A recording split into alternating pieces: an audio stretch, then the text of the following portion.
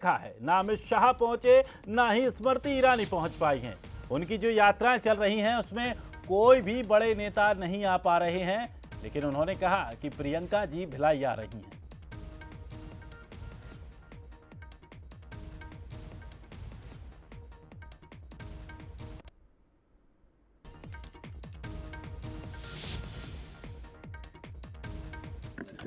अब परिवर्तन यात्रा का शुरू आपने देखा है कि न उसमें अमित शाह जी पहुंचे, न स्मृति ईरानी जी पहुंच पाई, और वैसी जो की यात्राएं चल रही है उसमें कोई बड़े नेता आ नहीं पा रहे हैं। कभी अभी हेमंता विश्व शर्मा आज आने की खबर है, कल सामंत जी के आने की खबर थी।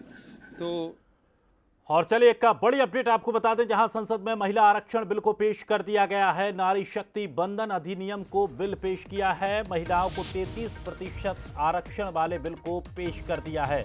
बिल पेश होते ही संसद में जोरदार हंगामा देखने को मिला। कानून मंत्री ने महिला आरक्षण बिल पेश किया है। तो बड़ी अपडेट आपको बता दें, संसद में महिला आरक्षण बिल पेश किया है और आपको बता दें इसका नाम रखा है नारी शक्ति बंधन अधिनियम बिल पेश कर दिया है। इससे आपको बता दें कि 33% आरक्षण महिलाओं को मिलेगा। लेकिन बिल पेश होते ही संसद में भी जोरदार हंगामा देखने को मिला है। कानून मंत्री ने महिला आरक्षण बिल पेश कर दिया है।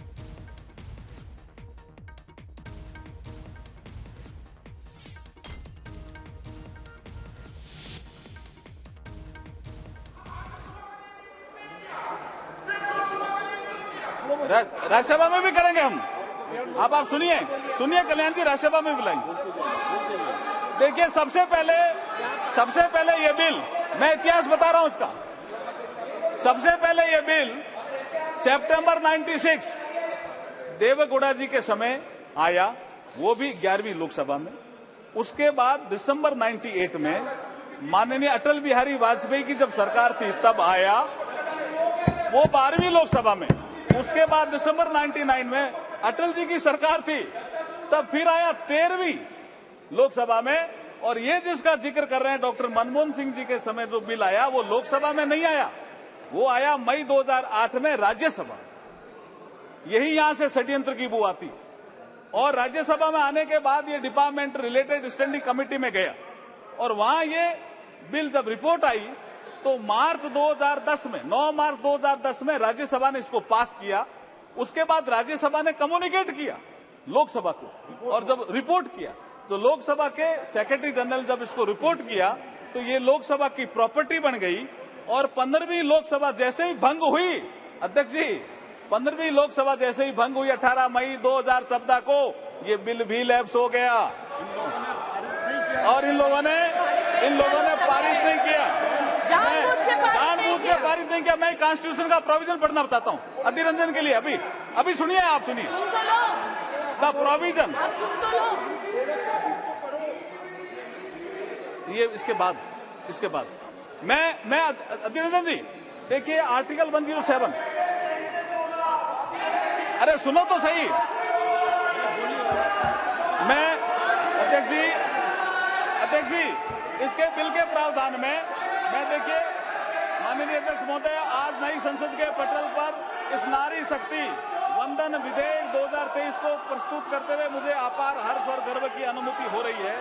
आज ये सदन नारी शक्ति को लोकसभा और राज्यसभा में 33% भागीदारी देने का साक्षी बनेगा। भारत के यशस्वी प्रधानमंत्री श्री नरेंद्र मोदी जी की सोच हमेशा से नारी को शक्ति स्वरूप मानने की रही है, और माननीय प्रधानमंत्री जी के नेतृत्व में देश में आज वुमेन डेवलपमेंट से वुमेन लेड डेवलपमेंट की ओर तेजी से कदम बढ़ा रहा है देश। आज हर क्षेत्र में, चाहे वो अंतरिक्ष हो, सेना हो, पुलिस हो, खेल जगत हो, उद्यमिता हो, व्यवसाय हो, साहित्य हो, कला हो, महिलाएं प्रभावशाली नेतृत्व करके देश को गौरवान्वित कर रही है। आज हम प्रधानमंत्री मोदी जी के नेतृत्व में नारी शक्ति वंदन विधेयक प्रस्तुत कर सच्चे अर्थों में नारी शक्ति को उनका अधिकार देने जा रहे हैं। अध्यक्ष महोदय, हमारी संस्कृति में नारी को सदैव से शक्ति स्वरूपा माना गया है। हमारे श्लोकों में भी कहा गया है, या देवी सर्वभूतेषु शक्ति रूपेण संस्थिता, नमस्ते नमस्ते नमस्ते नमो नमे। अध्यक्ष महोदय, मैं इस अवसर पर भारत के संविधान निर्माता बाबा साहब भीमराव अम्बेडकर का एक कोट आपके समक्ष प्रस्तुत करना चाहता हूं, कोट अनकोट। बाबा साहब को किसी ने पूछा कि आप किसी समाज के उत्थान की प्रगति कैसे नापते हो, व्हाट इज द पैरामीटर। कि ये समाज या देश, ये राष्ट्र उन्नति कर रहा है। तो बाबा साहब ने एक कोट कहा था, उसको मैं कोट अनकोट कह रहा हूं। उन्होंने कहा, I measure the progress of a community by the degree of progress which women have achieved, which women have achieved. महिलाएं अगर किसी देश में प्रगति कर रही है तो मैं समझता हूं कि वो समाज, वो राष्ट्र प्रगति कर रहा है। ये बाबा साहब ने कहा था। अध्यक्ष महोदय, मैं इस अवसर पर भारत के संविधान के शिल्पकार बाबा साहब भीमराव अंबेडकर जी को इसलिए भी याद करना चाहता हूं कि 25 नवंबर 1949 को बाबा साहब ने कहा था इसी सेंट्रल हॉल में, जिसमें आज लास्ट फंक्शन हुआ, कि हम एक ऐसे युग में प्रवेश कर रहे हैं कि हम राजनीतिक क्षेत्र में तो समानता होगी, लेकिन सामाजिक और आर्थिक क्षेत्र में समानता नहीं होगी। इसको कौन दूर करेगा? आने वाली सरकारों का ये इसका काम होगा। लेकिन ये नहीं कर पाए जो सरकारें आई। लेकिन जब प्रधानमंत्री मोदी जी आए 2014 में, तो जन धन अकाउंट आया, एक महिला के अकाउंट, एक के अकाउंट नहीं, ये असमानता थी। अध्यक्ष महोदय, पीएम आवास, एक के घर कच्चा, एक के पक्का, ये असमानता थी, जिसकी ये बात अधीर रंजन की कर रहे थे। एक के घर शौचालय, एक के घर शौचालय नहीं, ये असमानता थी। एक के घर बिजली, एक के घर बिजली नहीं। एक के घर गैस, एक के घर गैस नहीं। एक के घर नल से जल और एक के घर नल से जल नहीं। और मुद्रा योजना में भी, जैसे प्रधानमंत्री ने जिक्र किया, स्टैंड अप इंडिया में भी 1 लाख से 10 करोड़ तक का लोन। ये असमानता दूर करने का काम अगर किसी ने किया है तो प्रधानमंत्री नरेंद्र मोदी जी ने किया है। इसलिए ये महिलाओं को सशक्तिकरण भी करेगा और महिलाओं का उत्थान भी करेगा और ये दिशा भी देगा। इसलिए मैं इसकी अनुमति चाहता हूं आपसे। ये नारी शक्ति बंधन विधेयक भारत के विकास में नारी शक्ति की भूमिका को निर्धारित करने वाला होगा। 2047 तक के अमृतकाल में विकसित भारत के निर्माण में मील का पत्थर साबित होगा। महिला सशक्तिकरण में वुमेन लेड डेवलपमेंट को नई दिशा देने वाला होगा।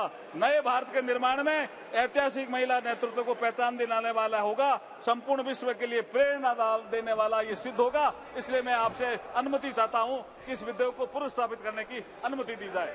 और चलिए, लगातार जिस तरह से इस पूरे मामले को लेकर बिल पेश होते ही सदन में हंगामा देखने की जो स्थिति मिली, उसके बाद अब तमाम सवाल भी खड़े होंगे। हालांकि इतनी जल्दी कोई भी बिल पेश नहीं होगा, तमाम उस पर चर्चा भी होंगी और चर्चाओं के बाद अब ये देखना होगा कि कल लोकसभा में इस बिल को लेकर जब चर्चा होगी तो क्या कुछ और वो तथ्य रखे जाएंगे, ये देखना भी बड़ा दिलचस्प होगा। चलिए, हमारे साथ न्यूज हेड शरद द्विवेदी हमारे साथ जुड़ गए हैं। शरद जी, महिलाओं को लेकर, जिस तरह से आरक्षण को लेकर लगातार लंबे समय से इस पर चर्चा की जा रही थी कि इसे पेश किया जाए, इसे लागू किया जाए, आज उसकी चर्चा हुई। प्रधानमंत्री जैसे ही नए सदन में पहुंचे, उन्होंने अपने अभिभाषण में भी इस बात का जिक्र किया और जैसे ही ये विधेयक पेश किया गया उसके बाद हंगामे की स्थिति बन गई है। क्या लगता है, क्या इस पूरे बिल को लेकर क्या सिर्फ इसका फायदा किसको मिलेगा, इस पर बात अटकी हुई है या वाकई इस बिल से किसी को नुकसान होने वाला है? देखिए, अभी नुकसान और फायदे में उलझने से अधिक ये देखना महत्वपूर्ण है कि इस विधेयक को लेकर सदन का रुख क्या होता है, क्योंकि बीजेपी और कांग्रेस का स्टैंड बहुत साफ है कि वो इस बिल के पक्ष में आरंभ से है। तो ये तो बात साफ है कि इसका विरोध कांग्रेस की तरफ से नहीं होगा। अब रीजनल पार्टीज हैं, उनकी तरफ से क्या स्टैंड आता है, और जो तकनीकी पक्ष है, जितनी सूचना आ रही है कि सामान्य वर्ग, ओबीसी, अनुसूचित जाति और अनुसूचित जनजाति के लिए खासतौर से, क्योंकि संवैधानिक प्रावधान के अनुरूप एससी और एसटी यानी अनुसूचित जाति और जनजाति के लिए जो आरक्षित सीटें हैं, उनमें 33% यानी उन्हीं सीटों में अब 33% सीटें महिलाओं के लिए होंगी। चूंकि ओबीसी और जनरल कैटेगरी के लिए आरक्षण नहीं है, संवैधानिक प्रावधान नहीं है निर्वाचन की प्रक्रिया में, तो यहाँ भी ओबीसी के लिए और सामान्य वर्ग के लिए 33% आरक्षण की व्यवस्था होगी।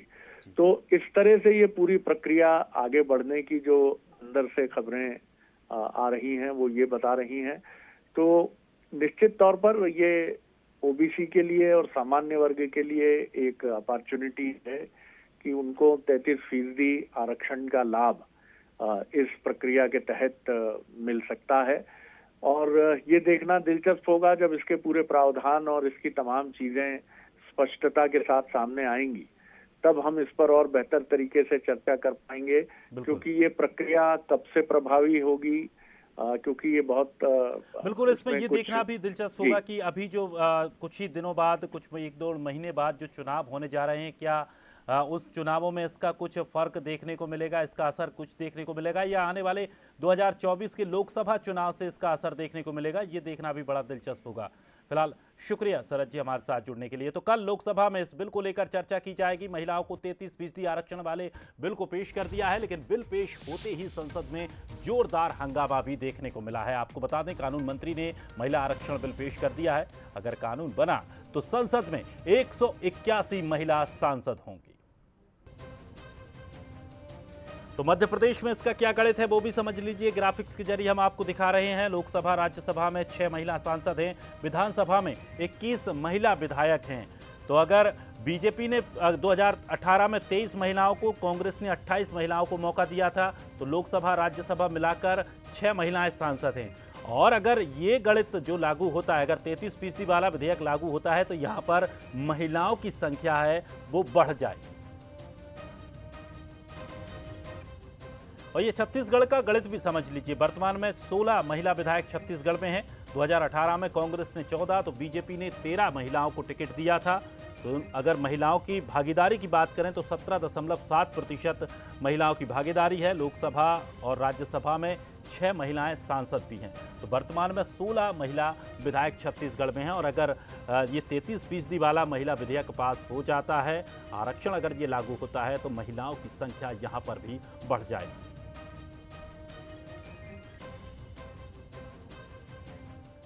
और फिलहाल इस बुलेटिन में इतना ही। लगा